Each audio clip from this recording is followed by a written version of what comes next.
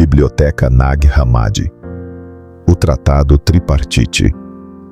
Quanto ao que podemos dizer sobre as coisas que são exaltadas, o que é apropriado é que comecemos com o Pai, que é a raiz da totalidade, aquele de quem recebemos a graça de falar sobre ele. O Pai.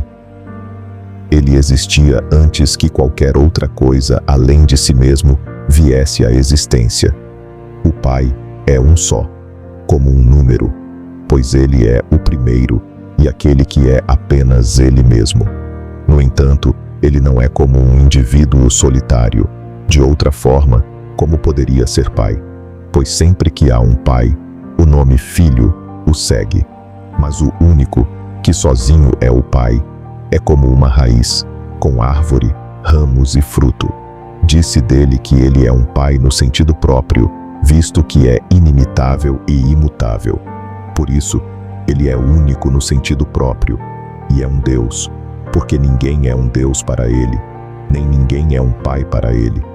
Pois ele é não gerado, e não há outro que o tenha gerado, nem outro que o tenha criado. Pois quem quer que seja pai de alguém, ou seu criador, ele também tem um pai e criador. É certamente possível que ele seja pai e criador daquele que dele veio à existência e daquele que ele criou, pois ele não é um pai no sentido próprio, nem um Deus, pois tem alguém que o gerou e que o criou. É, então, apenas o Pai e Deus no sentido próprio que ninguém mais gerou. Quanto às totalidades, ele é quem as gerou e as criou. Ele não tem começo nem fim. Ele não só é sem fim, ele é imortal por esta razão, que ele é não gerado. Mas ele também é invariável em sua existência eterna, em sua identidade, naquilo pelo qual ele é estabelecido, e naquilo pelo qual ele é grande. Nem ele se removerá daquilo pelo qual ele é, nem ninguém o forçará a produzir um fim que ele nunca desejou. Ele não teve ninguém que iniciou sua própria existência. Assim, ele mesmo é inalterado, e ninguém mais pode removê-lo de sua existência e sua identidade, aquilo em que ele é, e sua grandeza, de modo que ele não pode ser compreendido, nem é possível para ninguém mais transformá-lo em uma forma diferente, ou reduzi-lo, alterá-lo ou diminuí-lo, uma vez que isso é assim no sentido mais pleno da verdade, que é o inalterável, imutável, com a imutabilidade o revestindo. Ele não é somente aquele chamado sem começo e sem fim, porque é não gerado e imortal, mas assim como ele não tem começo nem fim como ele é inatingível em sua grandeza, inescrutável em sua sabedoria, incompreensível em seu poder e insondável em sua doçura. No sentido próprio, somente ele, o bom, o Pai não gerado e o perfeito completo, é aquele que está repleto de toda a sua descendência, de todas as virtudes e de tudo o que tem valor. E ele tem mais, isto é, ausência de qualquer malícia, para que se possa descobrir que quem tem alguma coisa lhe está em dívida, porque ele a dá, sendo ele próprio inalcançável e incansável por aquilo que dá, visto que é rico nos dons que concede e tranquilo nos favores que concede. Ele é de tal espécie, forma e grande magnitude que ninguém mais esteve com ele desde o princípio, nem há um lugar onde ele esteja, ou de onde tenha surgido, ou para onde irá. Nem há uma forma primordial que ele use como modelo enquanto trabalha. Nem há qualquer dificuldade que o acompanhe no que faz. Nem há qualquer material à sua disposição, a partir do qual ele crie o que cria. Nem qualquer substância dentro dele da qual ele gere o que gera. Nenhum colaborador com ele, trabalhando com ele nas coisas em que trabalha. Dizer algo assim é ignorante. Em vez disso, deve-se falar dele como bom, impecável, perfeito, completo, sendo ele próprio a totalidade. Nenhum dos nomes que são concebidos ou proferidos, vistos ou compreendidos, nenhum deles se aplica a ele, embora sejam extremamente gloriosos, magnificentes e honrados. No entanto, é possível pronunciar esses nomes para sua glória e honra, de de acordo com a capacidade de cada um daqueles que o glorificam. No entanto, quanto a ele, em sua própria existência, ser e forma, é impossível para a mente concebê-lo, nem qualquer fala pode transmiti-lo, nem qualquer olho pode vê-lo, nem qualquer corpo pode compreendê-lo, por causa de sua grandeza inescrutável, sua profundidade incompreensível, sua altura incomensurável e sua vontade ilimitada. Esta é a natureza do não gerado, que não toca em nada mais, nem está ligado a nada, à maneira de algo que é limitado. Em vez disso, ele possui essa constituição, sem ter rosto ou forma, coisas que são compreendidas pela percepção, de onde também vem o epíteto, o incompreensível. Se ele é incompreensível, segue-se que ele é incognoscível, que ele é aquele que é inconcebível por qualquer pensamento, invisível por qualquer coisa, inefável por qualquer palavra, intocável por qualquer mão.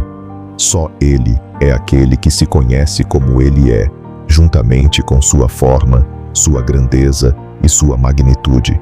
E como ele tem a capacidade de conceber a si mesmo, de se ver, de se nomear, de se compreender, só ele é aquele que é sua própria mente, seu próprio olho, sua própria boca, sua própria forma. E ele é o que ele pensa, o que ele vê, o que ele fala, o que ele apreende, ele mesmo, aquele que é inconcebível, inefável, incompreensível, imutável, enquanto sustentador, alegre, verdadeiro, delicioso e repousante, é aquilo que ele concebe, aquilo que ele vê, aquilo sobre o qual ele fala, aquilo que tem como pensamento. Ele transcende toda a sabedoria e está acima de todo o intelecto, e está acima de toda a glória, e está acima de toda a beleza, e de toda a doçura, e de toda a grandeza, e de toda a profundidade, e de toda a altura. Se este, que é incognoscível em sua natureza, a quem pertencem todas as grandezas que já mencionei, se, pela abundância de sua doçura, ele deseja conceder conhecimento para que possa ser conhecido, ele tem a capacidade de fazê-lo. Ele tem seu poder, que é sua vontade. Agora, porém, em silêncio, ele próprio se contém, ele que é o grande, que é a causa de trazer as totalidades à sua existência eterna.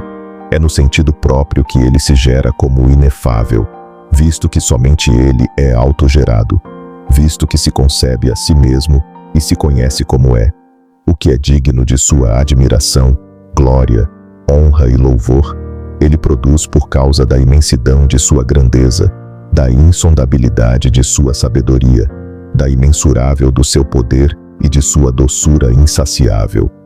Ele é aquele que se projeta assim, como geração, tendo glória e honra maravilhosas e amáveis, aquele que se glorifica, que se maravilha, honra, que também ama, aquele que tem um filho, que subsiste nele, que se cala a respeito dele, que é o inefável no inefável, o invisível, o incompreensível, o inconcebível no inconcebível. Assim, ele existe nele para sempre.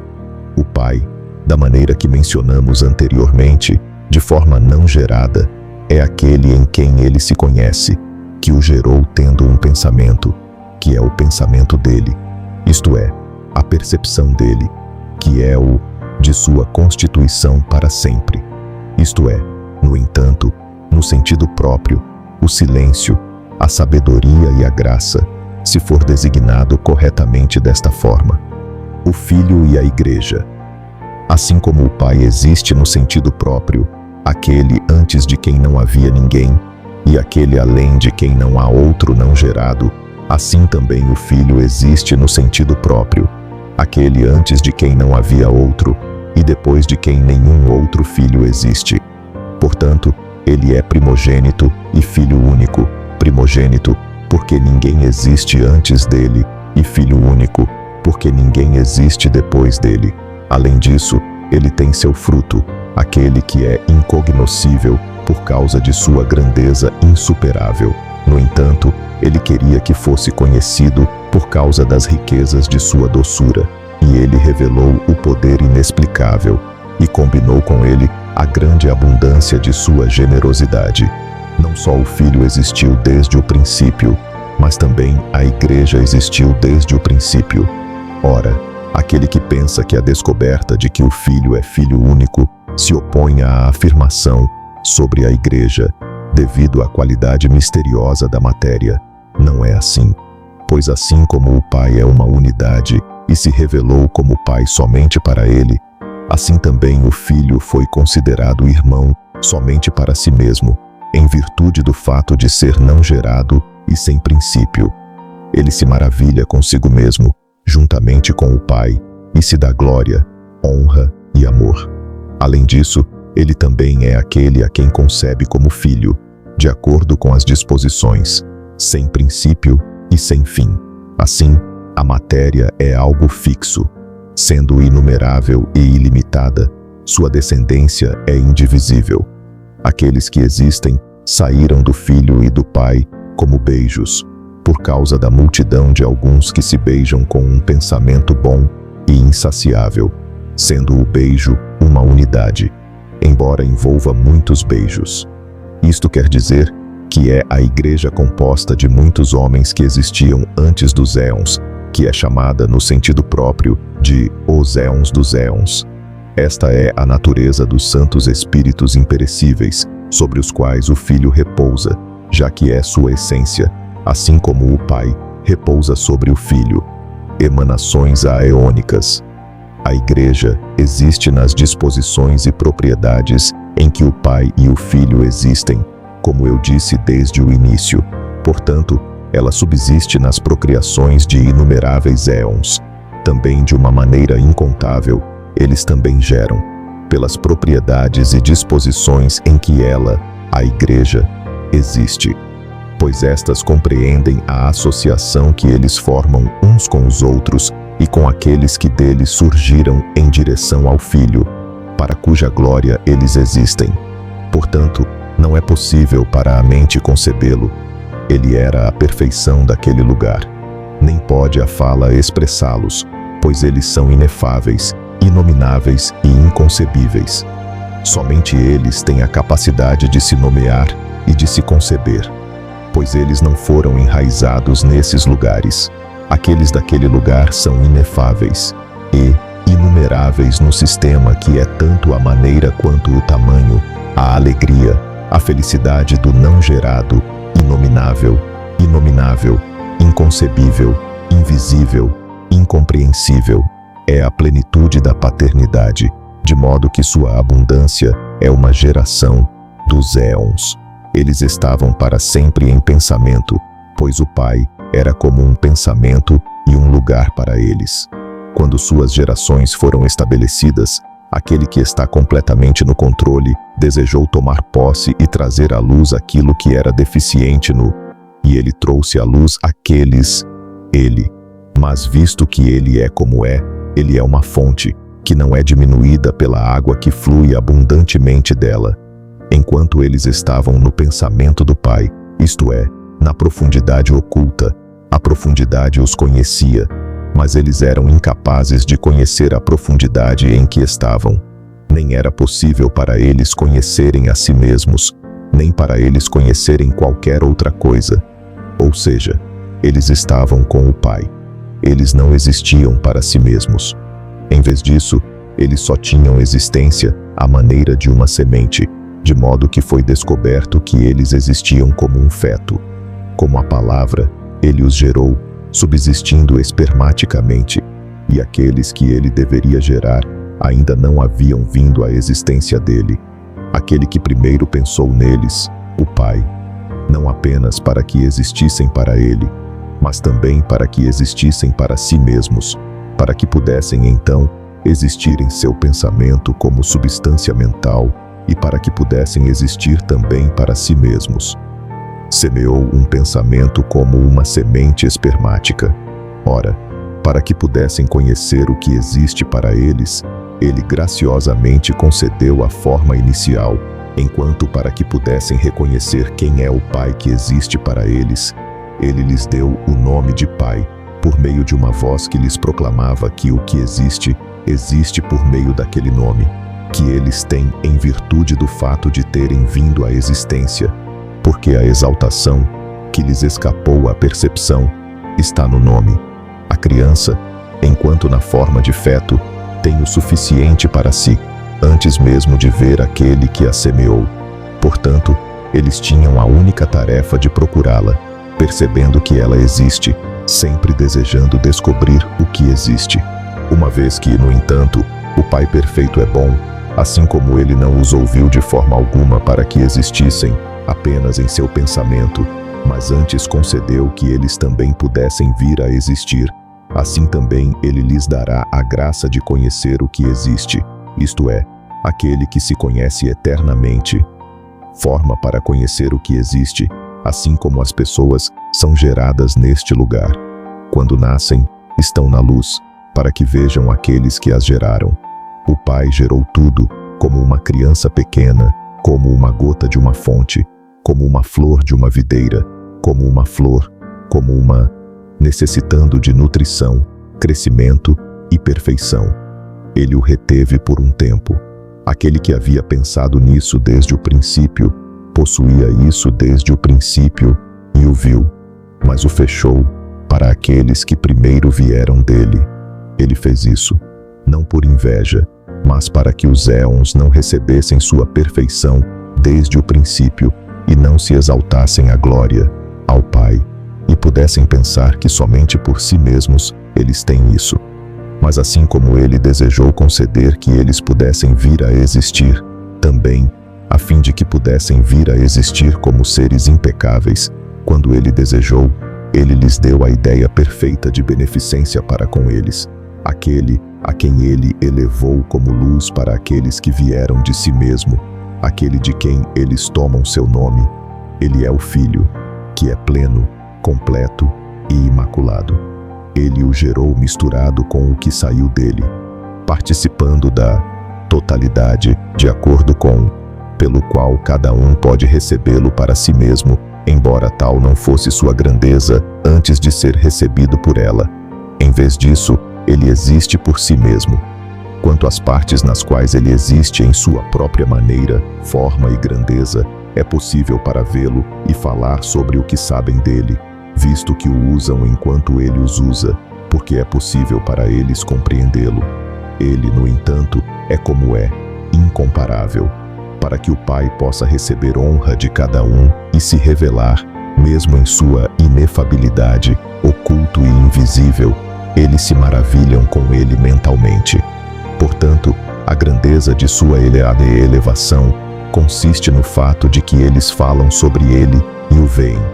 Ele se manifesta, para que seja louvado pela abundância de sua doçura, com a graça de... E assim como as admirações dos silêncios são gerações eternas e são prole mental, também as disposições da palavra são emanações espirituais.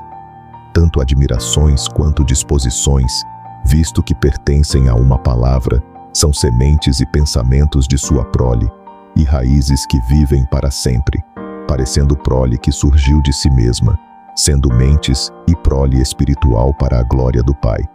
Não há necessidade de voz e espírito, mente e palavra, porque não há necessidade de trabalhar naquilo que desejam fazer, mas no modelo pelo qual ele existia. Assim são aqueles que dele procedem, gerando tudo o que desejam, e aquele de quem concebem, e de quem falam, e aquele para quem se movem, e aquele em quem estão, e aquele a quem entoam hinos, glorificando-o assim. Este tem filhos, pois este é o seu poder procriador, como aqueles de quem provieram, de acordo com a sua assistência mútua, visto que se auxiliam mutuamente como os não gerados.